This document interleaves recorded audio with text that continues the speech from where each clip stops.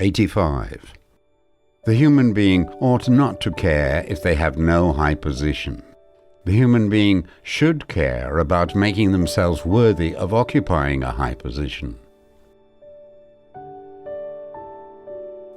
86. May the human being learn the teachings of truth and of knowledge, and be loyal to their essence, to all truth, to all true knowledge, and to all principles of truth, and to then teach fellow human beings in regard to all that which has been learnt, and to good-naturedly bring it into use. 87. Righteousness is familiar to each true human being, and is their own, while the senses of the untrue human being are only clouded by advantage and profit. 88. Whenever a human being meets a truly wise one, they ought to strive to make themselves equal to them.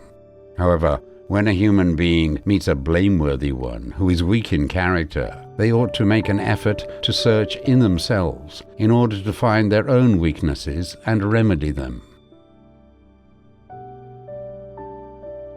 89. Human beings ought to always be reachable for each other, because it is possible that they need each other. 90. A wise one will never proclaim words which they are not able to emulate in actions. 91. To err is human, but wise ones only utter words whose truth they know and can explain in all matters. 92. A truly knowing and wise one always wants to be appropriate in their words and always wants to be conscientious in their explanations and deeds. 93. Truth, knowledge, virtues, deference, honor, decency, and respect never remain alone, because wherever a human being goes who can call these values their own, they will always find friends, love, and like-minded ones. 94. In dealing with human beings, praise leads to inactivity and boastfulness, as well as to idleness, because the praised one feels extolled and elevated, and is thereby negligent in their efforts for the good and the positive, as well as for advancement, and begins to bask in the exaltation, acclamation, and singing of praise.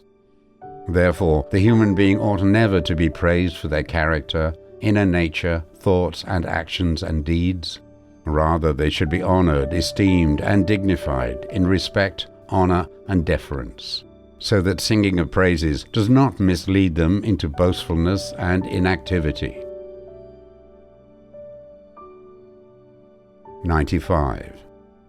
Morality is a virtue of decency, and not the work of sour moralists who consider every time and every deed of love to be disgraceful, because they are of the irrational view that a current ignominy is always the greatest, whereby past ignominies become trivial.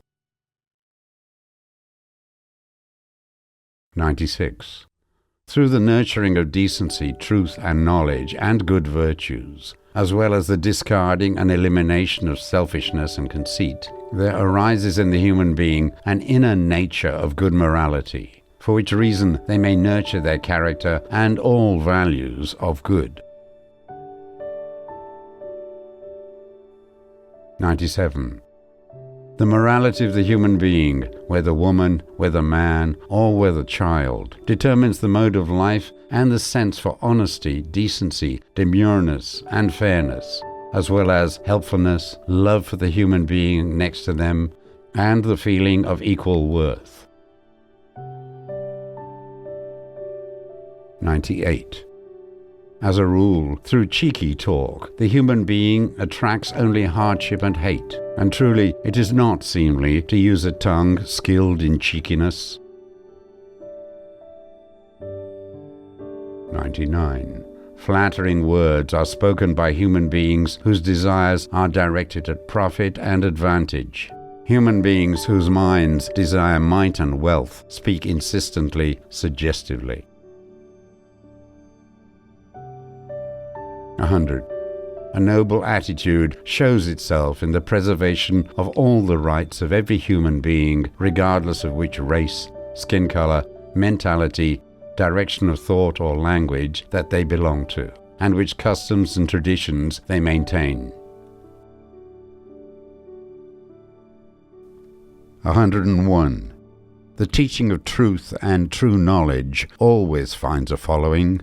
Every human being strives consciously or unconsciously for truth and knowledge, and finds others of their kind in relation to this. 102. Given that everyone indeed has an individual inner nature, a character, and a personality which never find a likeness in their kind, because the differences are limitless, how can one human being dare to compare themselves with another? 103. What sense is there in rebuking an undiscerning, truth-impoverished, virtueless, and unknowing human being who vehemently opposes all instruction?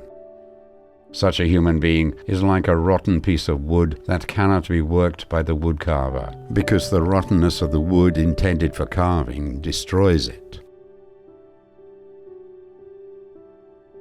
104. A truth-disdaining, unknowing, and unteachable human being is like a rotten tree which shatters with the slightest storm wind and collapses. 105. It is not sufficient to pay attention only to the words of human beings and to trust them.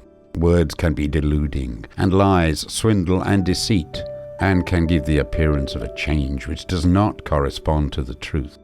Therefore, may the human being take care to take up the words with their ears and to see the deeds with their eyes, in order to assess these with intelligence and rationality.